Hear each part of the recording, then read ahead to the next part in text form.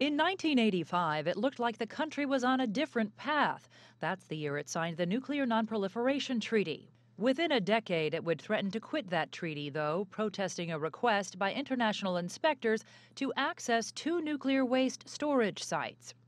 In 1994, the DPRK signed an agreement with the United States to freeze and ultimately dismantle its old nuclear reactors in exchange for international aid to build two new light water ones.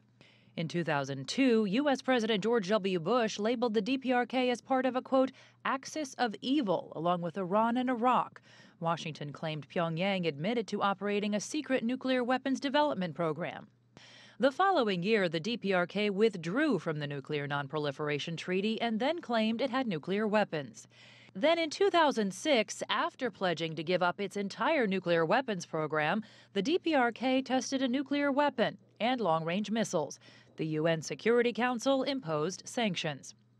Another pledge to disable its nuclear weapon facilities came in 2007 at six-party talks in Beijing. And even though the DPRK missed the deadline, the U.S. removed it from its list of state sponsors of terror.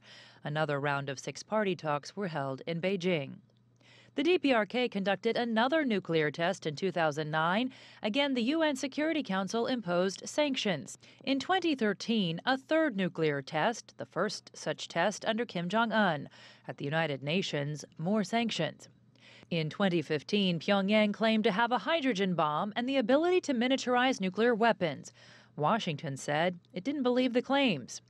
The following year, the DPRK said it successfully conducted a hydrogen bomb test, and in 2017, Pyongyang claimed it successfully tested an intercontinental ballistic missile.